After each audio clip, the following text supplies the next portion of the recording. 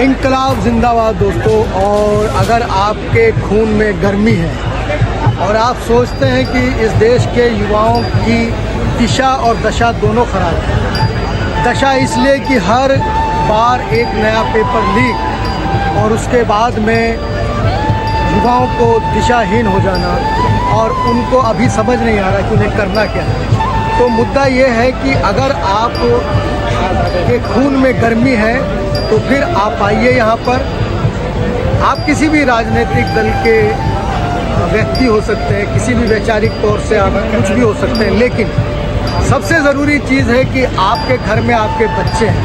उन बच्चों का भविष्य अंधकार में है, क्योंकि ये सरकार किसी भी तरह से किसी भी एग्ज़ाम्स को कराने में असफल है।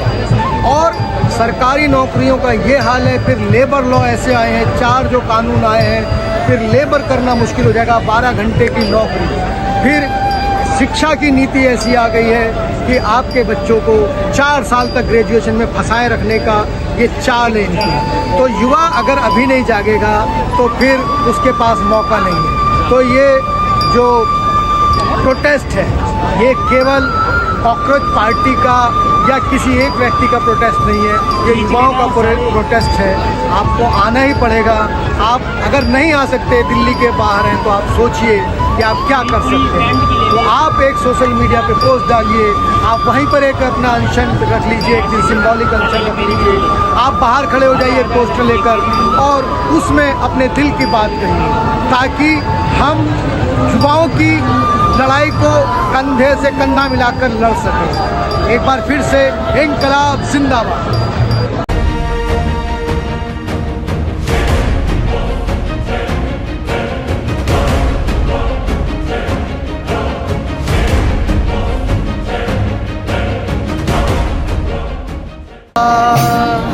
जीना इसी का नाम है।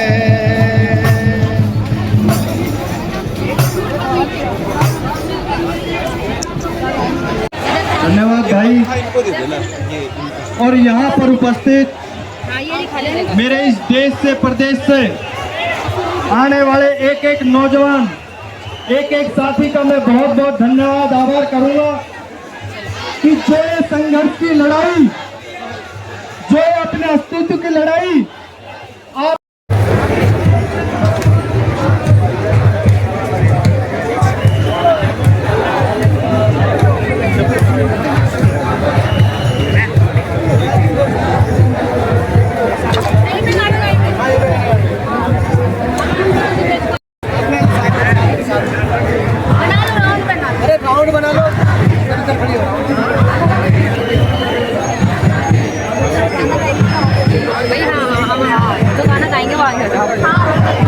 गाना गाएगा।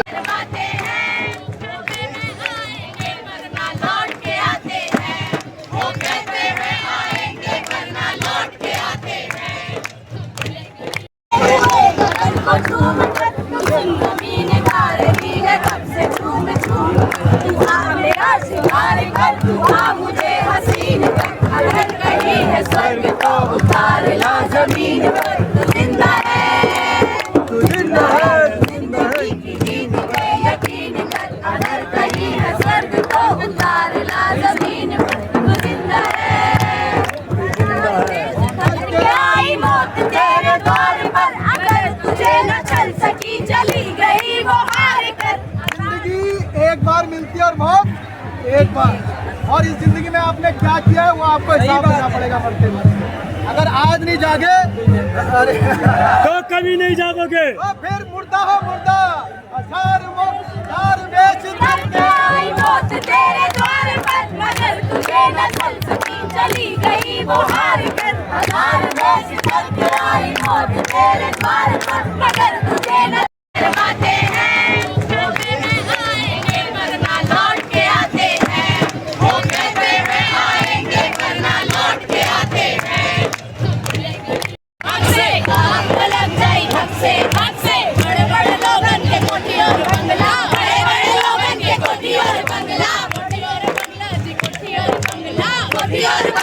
कोठी और बंगला, बड़े बड़े लोगन के कोठी और बंगला, बड़े बड़े लोगन के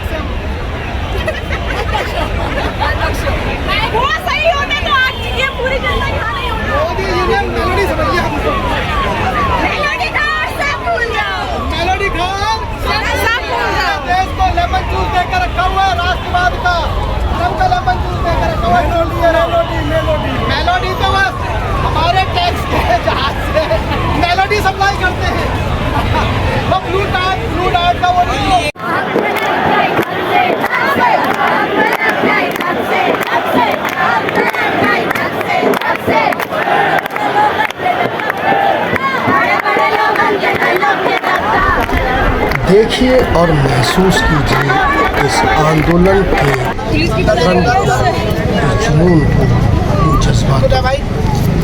कितना मुश्किल होता है इतने सारे लोगों को इकट्ठा होना।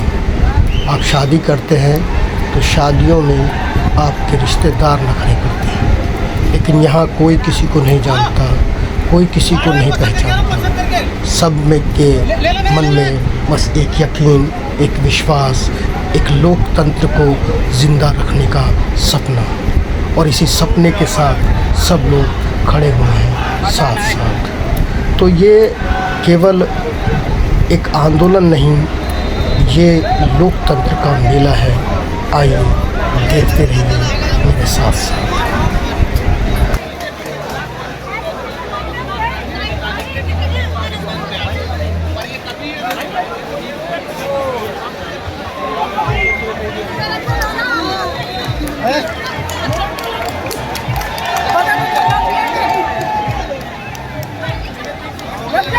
करना है, पुलिस को आगे करना है।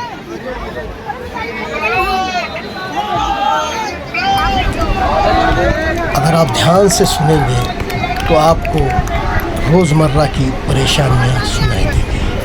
ये कह रहा है गर्मी लग रही है, ये कह रहा है भीड़ है, अलग अलग दिक्कतें परेशानियां होती हैं, लेकिन फिर मुस्कुरा के आगे बढ़ जाते हैं और इनकलाब के नारे लगाते हैं, जय भीम के नारे लगाते हैं। और ये नारे इस कदर हावी हैं इन पर, रात के अंधेरे में उनके लिए एक रोशनी का काम कर रहे हैं, मशालों का काम कर रहे हैं। सामने से आती भीड़, दाएं से टकराते हुए लोग, लेकिन सब एक दूसरे का ख्याल रख रहे हैं। आप देखेंगे ध्यान से तो आपको समझ में आएगा, सब एक दूसरे को हवा भी करते हुए घूम रहे हैं। आप जानते भी नहीं हैं, आपके सामने से एक व्यक्ति आएगा और वो आपको पंखा झल कर चला जाएगा, आप उसे थैंक यू भी नहीं बोल पाएंगे और वो आगे बढ़ जाएगा। यही खूबसूरती रही इस आंदोलन की। इस आंदोलन ने भाईचारे की मशाल को जलाया।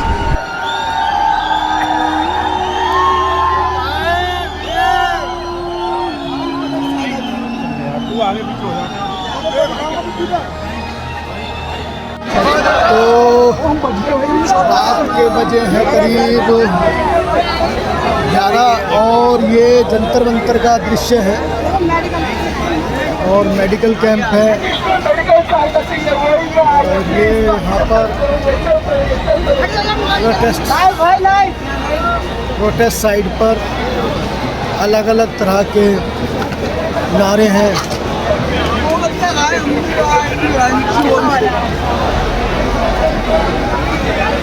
दिल्ली पुलिस लीजिए थक गए होंगे लाठीचार्ज करते हुए।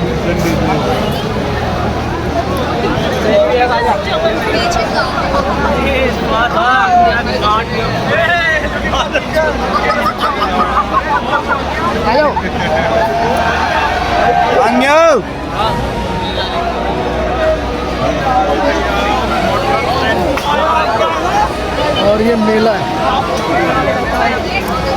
लोकतंत्र का मेला। ये जंतर मंतर दिल्ली वालों की यही खासियत है।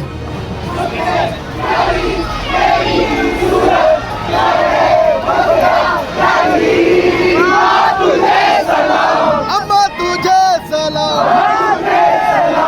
अम्मा तुझे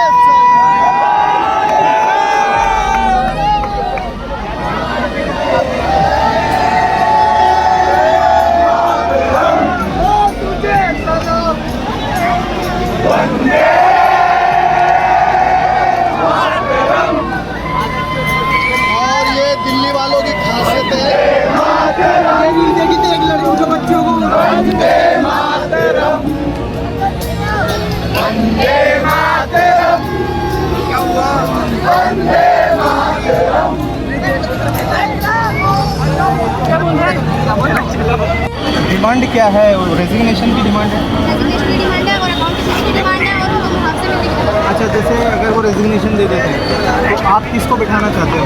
कौन बैठेगा? कोई भी जो एलिजिबल हो, जो पढ़ा लिखा हो, जो कि हमें डिक्टेट कर सके इस चीज़ को। कोई एक नाम। सोनम राउत जो हमारे राइट्स के ऊपर बात कर रहे हैं, जो बच्चों की तरफ से लड़ रहे हैं, इनका तो कोई मतलब भी नहीं था ना, जो हमारी तरफ से लड़ रहे हैं। जो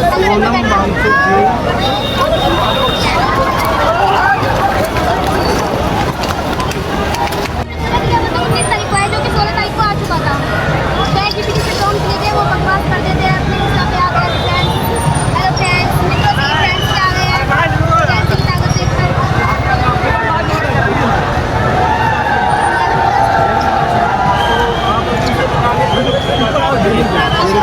अगर मैं चाहे छोटी क्यों ना हो, अभी मैंने 11th क्लास में हमारे को पॉलिटिकल साइंस एज सब्जेक्ट लिया है हमने। पॉलिटिकल साइंस में हमें क्या पढ़ाया जा रहा है, तो government of India is accountable. अगर वो अकाउंटेबल है तो हमें उनकी अकाउंटेबिलिटी क्यों नहीं दिख रही है? हमें जवाबदेही तो मिलनी चाहिए ना। कितने बच्चे मर चुके हैं, किसकी वजह से? मोदी जी की वजह से, उनके धर्मेंद्र प्रधान की वजह से। हाँ ठीक, मेरे सामने इतने छोटे छोटे बच्चों पे, बूढ़ों पे लाठी चलाई गई थी, क्योंकि किसने ऑर्डर दिया उनको? मोदी ने, अमित शाह ने, और कौन देगा उनको ऑर्डर? सिर्फ ये चाहते हैं कि धर्मेंद्र प्रधान अपना रेजिग्नेशन दे दे, तो माहौल यहाँ बहुत ही मेले वाला है और लोकतंत्र का मेला है। जंतर मंतर को मैं कई बार देख चुका हूँ। RT एक्ट जब लागू करवाना था और हमने उसके लिए आवाज़ उठाई थी, अब जो है ये इस वक्त नया जंतर मंतर दिखाई दे रहा है। एक आदमी क्या बोलते सो कॉल्ड रिपोर्टर आके बोलता है कि यहाँ बाहर के लोग आए। मैंने पूछा बाहर के लोग का मतलब बताओ आप, तो क्या बाहर का मतलब out of protest. Out of protest तो कोई नहीं, अगर यहाँ पहली का बच्चा भी आया है तो वो अपनी एजुकेशन की मांग करने के लिए है। और यही प्रॉब्लम मुझे लग रहा है कि सरकार की भी है, कि उसको भी समझ नहीं आ रहा है कि वो क्या करे, वो किसको गलत बताए। क्योंकि प्रॉब्लम यहाँ एजुकेशन सिस्टम के कोलैप्स होने की है। केवल नीट का पेपर लीक नहीं हुआ है, इसके अलावा जैसा याद हो आपको CBSE बोर्ड में भी धांधली हुई थी और उसका भी मामला उठा था और अलग अलग लोगों ने आवाज़ उठाई थी। तो अभी शिक्षा की नीति पर ही सवाल खड़े हुए हैं और अभी फिर से नए पेपर लीक में उत्तराखंड में लीक हुआ और उसके बाद में पंजाब में हुआ है। तो यहाँ प्रोटेस्ट चल रहा है और वहाँ पेपर लीक करने वाले अपना काम बहुत आसानी से किए जा रहे हैं। तो सिस्टम का कोलैप्स हुआ है। सरकार का काम एक ही बचा हुआ है कि धर्म के नाम पर आपस में लड़ाते रहो, लेकिन प्रॉब्लम यह है कि यहाँ धर्म की अफीम भी काम नहीं कर रही है, क्योंकि यहाँ हिंदू, मुस्लिम, सिख, ईसाई कोई किसी को पूछ ही नहीं रहा है। यहाँ सिर्फ सिंपल सा फंडा है, यहाँ दिखाई दे रहा है स्टूडेंट, और स्टूडेंट हर हाल में स्टूडेंट रहेगा। कोई न्यूज़ चैनल वाला भी नहीं समझ में आ रहा, न्यूज़ चैनल वाले को भी कि वो क्या बोले, वो क्या पूछे, क्या कहकर काटे। उसके बाद कोई शब्द ही नहीं है, वो बाहर का वो नहीं निकाल सकता एंगल स्टूडेंट से। तो समझ ही नहीं आ रहा है कि क्या चीज़ें हो रही हैं। और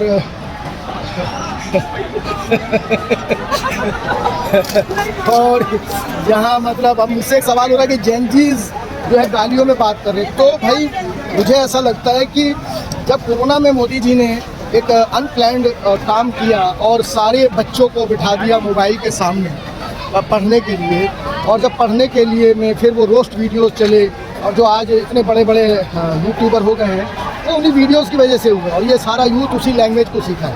तो अगर ये बच्चे गालियाँ दे रहे हैं तो गालियाँ सिखाने का काम भी इसी सरकार ने किया। वो रोस्ट वीडियोस चले और सरकार ने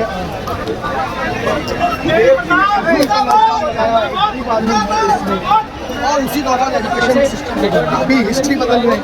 तो क्या करके मारेंगे आपको समझ ही नहीं आ रहा है। तो अभी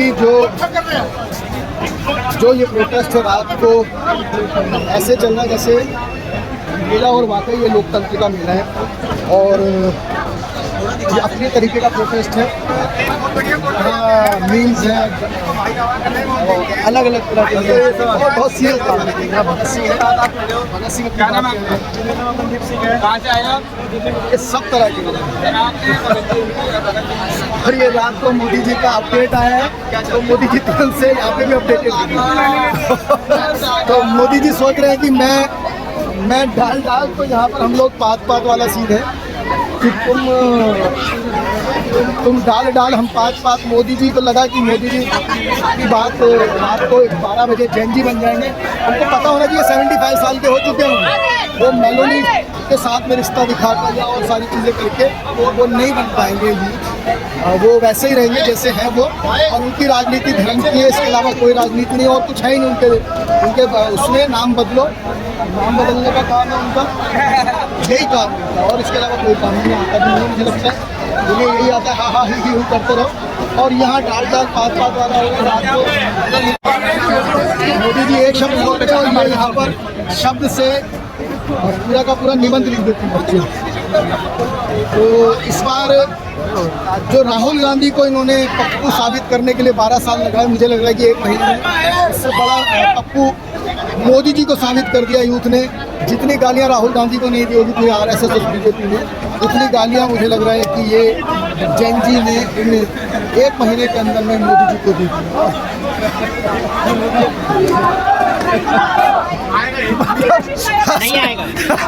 हंसी नहीं रुकती। आप जब पढ़ते हो तो फिर आपकी हंसी नहीं रुकती। क्या क्या लिख दे रहे हैं ये। और एक तरफ मुझे लगता है कि यार मैं मतलब मुझे इनको समझाना चाहिए क्या गालियाँ बक रहे हो, और दूसरी तरफ फिर मुझे खुद ही हंसी आने लग जाती है, क्योंकि हम एक समाज का पन्ना पलट के देखोगे एक व्यक्तित्व का, तो वो कहीं ना कहीं वो सब गालियाँ उसके दिमाग में भरी रहती है। वो जो शिक्षा शालीनता वो सारी चीज़ें आपके ऊपर में समाज आपको शालीन बतलाता है, कहलाता है। लेकिन देखो लड़ते हुए पढ़े लिखे लोग अंग्रेजी में गालियाँ बकते हैं। बास्टर्ड कहने का मतलब भी गाली है। आप इंग्लिश में बोल रहे हो तो लोगों को लग रहा है कि गाली नहीं है। तो बड़ा मज़ेदार सा प्रोटेस्ट है और बेटी के साथ आया मैं।